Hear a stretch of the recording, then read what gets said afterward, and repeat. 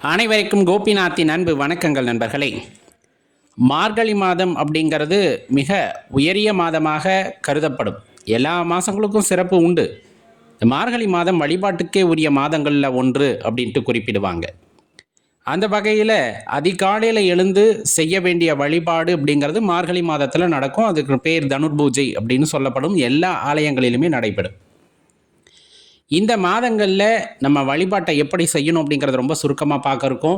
செய்ய வேண்டிய 3 முக்கியமான விஷயங்களை பற்றி பார்க்க இருக்கோம். மறக்காமல் செய்யுங்க, கண்டிப்பாக பலன் உண்டாகும்.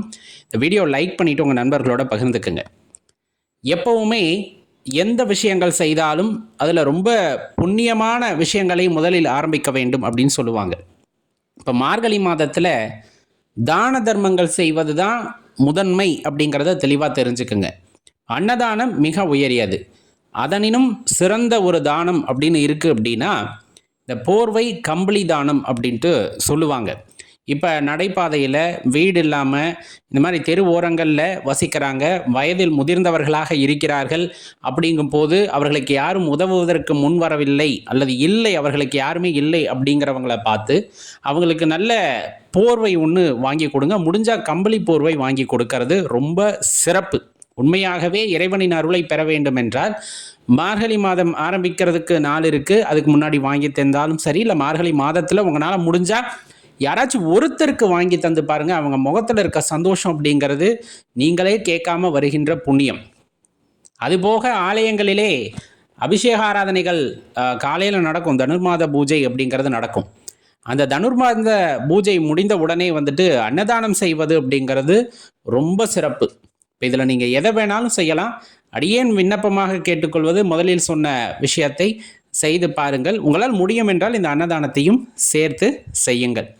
இது உள்ளபடியே பெரிய அளவிலான புண்ணியத்தை உங்களுக்கு உண்டாக்கி தரட்டும் என்று எல்லாம் அந்த இறைவனை வேண்டிக் கொள்ளலாம். அடுத்து ரொம்ப முக்கியமான விஷயம் அப்படிங்கிறது காலையில் நேரமே எந்திரிக்கிறது. ஏன்னா தனுர்மாத பூஜையில் கலந்துக்கணும்னா எந்திரிச்சு தான் ஆகணும். 4 மணிக்கெல்லாம் ஆலயங்களில் பூஜைகள் ஆரம்பிச்சிடும் இல்லையா? இப்போ ஆலயத்துக்கு போகிறதுனாலும் சரி, இல்லைனாலும் முடிஞ்ச அளவுக்கு 4-4:30க்குள்ளே எந்திரிச்சு வீட்டு வாசலை நல்லா பெருக்கிட்டு பசும் சாணம் இருந்தால் பசும் சாணம் தெளித்து அதில் அரிசிமா கோலம் போடுங்க. ரொம்ப முக்கியம். அரிசிமா கோலம் சின்ன கோலமாக போடுங்க, ரொம்ப வேண்டாம். கெமிக்கல் கலந்து கலர்லாம் போட வேண்டாம். அரிசிமா கோலத்தில் நீங்கள் சாணம் பூ வைக்கிறோம் அப்படின்னா ரொம்ப சிறப்பு. இது கிராமப்புறங்களில் பெரும்பாலும் எல்லா பக்கங்களிலும் செய்வாங்க. இல்லை நாங்கள் நகரத்தில் இருக்கோம் முடியல அப்படின்னா வாசலில் மஞ்சள் தண்ணி மட்டும் தெளித்து கோலம் போடுங்க, ரொம்ப சிறப்பு. அந்த கோலத்தின் நடுவே ஒரு அகல் விளக்கு ஏற்றுங்க காலையில். அது ஒரு வித்தியாசமான அனுபவத்தை உங்களுக்கு ஏற்படுத்தி தருவதோடு உடல் ஆரோக்கியத்தை மேம்படுத்தும் வகையில் இருக்கும். நீங்கள் செய்கின்ற முதல் தானம் அப்படிங்கிறதே அதுதான். அரிசி மாவால் கோலம் போடுறீங்க இல்லையா, அது எல்லா ஜீவராசிகளுக்குமானது அப்படிங்கிறத நீங்களே உணர்ந்திருப்பீர்கள். அதனால் மறக்காமல் இந்த மார்கழி மாதம் வருகின்ற எல்லா நாட்களிலும் இதை தொடர்ந்து செய்யுங்கள். கண்டிப்பாக அதற்கான பலன் உங்கள் கைமேல் கிடைக்கும். ஏன்னா 30 நாள் இல்லை, இந்த மார்கழி மாதத்தில் வரக்கூடிய 29 நாள் வரும். இந்த 29 நாளையும் தொடர்ந்து நீங்கள் தானம் செய்கிறீங்க அப்படின்னா யோசிச்சு பாருங்களேன், அது ஒரு அற்புதமான பலனாக இருக்கும். மனிதர்களுக்கு செய்வது தான் தானம் என்று இல்லை, இந்த மாதிரி ஜீவராசிகளுக்கு செய்வதும் தானம் அப்படிங்கிறத தான் நம்ம தர்மம் நமக்கு எடுத்து சொல்லுது. அருகாமையில் உள்ள ஆலயம், இப்போ பக்கத்தில் நம்ம குலதெய்வ ஆலயம் இருக்கலாம், அல்லது காவல் தெய்வம் ஆலயம் இருக்கலாம், விநாயகர் ஆலயம் இருக்கலாம், எது வேண்டுமானாலும் இருக்கட்டும். பராமரிப்பு இல்லாமல் இருக்கிறத ஆலயம் அப்படின்னா இந்த காலகட்டங்களில் அதை சுத்தம் செய்து அந்த ஆலயங்களிலே மார்கழி மாதம் முழுவதும் அந்த பூஜைகள் நடைபெறுவதற்கு ஏற்பாடு செய்தாலே பெரிய புண்ணியம். இப்போ எல்லா நாளும் இந்த 29 நாளும் ஒரே நபர் செய்ய முடியாது. ஊரில் இருக்கிற நண்பர்கள் அல்லது ஊரில் இருக்க தலைக்கட்டுகள் எல்லாத்தையும் ஒன்றிணைத்து ஒவ்வொரு நாள் ஒவ்வொருவராக பூஜை இல்லாத ஆலயங்களில் பூஜையை ஏற்பாடு செய்து நாம் நடத்துகிறோம் அப்படின்னா அந்த மொத்த புண்ணியமும் உங்களை சேரும். இல்லை எங்கள் ஊரில் தொடர்ந்து அந்த பூஜைகள் நடைபெறுகிறது அப்படின்னா அதில் ஒரு நாள் நீங்கள் அபிஷேக ஆராதனைகளில் கலந்து கொள்ளலாம். அதே புண்ணியமானது உங்களுக்கு கிடைக்கப்பெறும். அப்போ இதெல்லாம் ரொம்ப சிறப்பு. இப்போ இதில் எதுவும் நம்மளால் முடியல அப்படின்னா அருகாமையில் உள்ள ஆலயத்துக்கு நல்லெண்ணெய் வாங்கி கொடுங்கள். ரொம்ப முக்கியமான விஷயம். ஆலயங்களுக்கு ஒரு 100 மில்லி அல்லது ஒரு 1/4 லிட்டர் உங்களால் வாங்கி தர முடியுதுன்னா சுத்தமான நல்லெண்ணெய் வாங்கி கொடுங்க. அவங்க தினமும் விளக்கேற்றுவதற்கு அதை பயன்படுத்தி கொள்வார்கள். அதே போல் கார்த்திகை மாதத்தில் மாலை நேரத்தில் வீட்டு வாசலில் விளக்கேற்றிருப்போம்.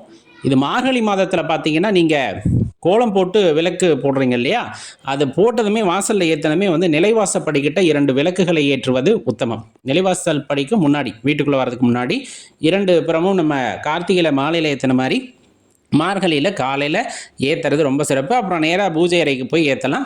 தூங்கும் போது, அதாவது பிறர் தூங்கி கொண்டிருக்கிறார்கள், பூஜை அந்த விளக்குகளை ஏற்றலாமா அப்படின்னா அவர்கள் அந்த விளக்கேற்றும் பக்கமாக தலை வைத்து படுக்காமல் இருந்தால் சரி அப்படிங்கிறத முடிஞ்ச அளவுக்கு எல்லாரும் எந்திரிச்சது நல்லது. இல்லைன்னா எல்லாத்தினாலையும் முடியாது இல்லையா, வயசானவங்க இருப்பாங்க, குழந்தைகள் இருப்பாங்க, அவங்களால முடியல அப்படின்னா அவங்க அந்த சைடு தலை வச்சு படுக்காமல் மட்டும் இருக்க சொல்லுங்கள், போதும். மற்றபடி நீங்கள் விளக்க ஏற்றலாம். இப்போ விளக்கு ஏற்றுவது பெண்கள் தான் ஏற்ற வேண்டும் அப்படின்னா முடிஞ்ச அளவுக்கு, ஆனால் ஆண்களும் விளக்கை ஏற்றலாம் வீட்டில், அதில் எந்த தவறுமே இல்லை. இப்போ ரொம்ப ஒரு முக்கியமான விஷயம்னா காலையில் எந்திரிச்சதுமே திருவெம்பாவை பாடல், திருப்பாவை, இந்த பாடல்களை வீட்டில் பாராயணம் செய்கிறது அப்படிங்கிறது ரொம்ப சிறப்பு. இந்த மார்கழி மாதத்தில் பஜனையில் பாடிட்டு வருவாங்க. திருவெம்பாவை, திருப்பாவை எல்லாமே பஜனையில் பாடுவாங்க. நம்ம அந்த பஜனைகளில் கலந்து கொள்ள முடியவில்லை, ஏன்னா நம்ம பக்கத்தில் அது பழக்கம் இல்லை அப்படின்னாலுமே நம்ம வீட்டில் ஒவ்வொரு நாளும் ஒவ்வொரு பாடல்களை பாடலாம். இல்லை நான் உட்காந்து முழுமையாக பாடல்களை பாடுறோம் அப்படின்னா அது ரொம்ப சிறப்பு. நம்மளுக்கு பாடல்லாம் பாடி பழக்கம் இல்லை அப்படிங்கிற மாதிரி இருந்தது அப்படின்னா ஒளிநாடால் ஒழிக்க விடலாம். நிறைய இனிமையான குரல்களில் பாடல் உண்டு. திருவெம்பாவையும் சரி திருப்பாவையும் சரி பாடியிருப்பார்கள், அதனை ஒழிக்க செய்யலாம். அப்படி செய்யும்போது வீட்டில் ஒரு மங்களகரமான ஒரு உணர்வு ஏற்படும். இந்த பாசிட்டிவ் எனர்ஜி அப்படின்னு சொல்லுவாங்களே, நேர்மறை அதிர்வு அப்படிங்கிறது, அது நீங்கள் அந்த இடத்துல உணர முடியும். காலையில் எந்திரிக்கும் பொழுதே அது உணர்ந்துடலாம். சொல்லுவாங்க இல்லையா, மார்கழியில் குளித்து பார்த்தா அந்த குளிரும் பழகி போகும்னு ஒரு பாடல் கூட உண்டு. உண்மைதான். அந்த மார்கழி மாதத்தில் காலையில் எந்திரிச்சு அந்த பச்சை தண்ணியில் குளித்து பார்த்துட்டிங்கன்னா அந்த குளிர்லாம் ஒன்றுமே இல்லை அப்படிங்கிற மாதிரி ஆகிடும்பாங்க. அந்த மன உறுதி கிடைக்கும் அப்படிம்பாங்க.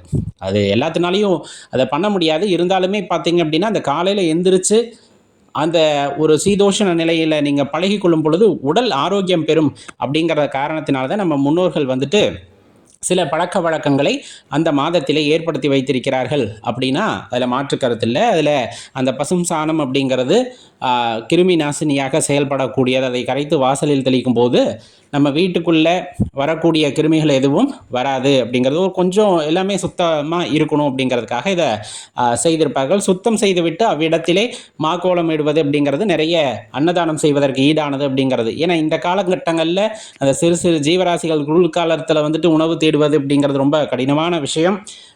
அதன் காரணமாகவே அந்த காலகட்டங்களில் எல்லா உயிருக்கும் நீங்கள் அன்னதானம் செய்வதற்கு அதை பழக்கப்படுத்திக் கொள்ளுங்கள்னு சொல்கிறாங்க.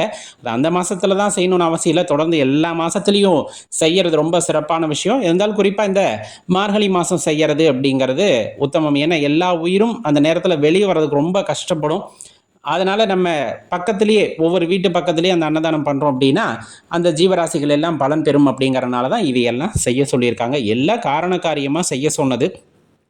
நம்ம அதோட முக்கியத்துவத்தை உணர்ந்து கொண்டு இந்த விஷயங்களையெல்லாம் நாம் தொடர்ந்து செய்கின்றோம் அப்படிங்கும்போது கண்டிப்பாக அது மனித குலத்திற்கு ஒரு பெரிய நன்மையை உண்டாக்கக்கூடியதாக இருக்கும் அப்படின்னு அதில் மாற்று கருத்து இல்லை. நண்பர்களே, முயற்சி செஞ்சு பாருங்கள். இதில் என்னென்ன பண்ண முடியுதோ அதை பண்ணுங்கள். கண்டிப்பாக உங்களுக்கு இறைவன் நல்ல ஒரு வாழ்க்கையை அமைத்து தரட்டும். நீங்கள் நினைக்கின்ற வாழ்க்கையை அவர் ஏற்படுத்தி தருவார். மறக்காமல் போர்வை அப்படிங்கிறதோ அல்லது கம்பளி தானமோ ஒருத்தருக்காவது செய்து விடுங்கள். அடியனுடைய சின்ன விண்ணப்பம். மறக்காமல் இந்த பதிவை லைக் பண்ணிவிட்டு உங்கள் நண்பர்களோடையும் பகிர்ந்துக்குங்க. நன்றி, வணக்கம்.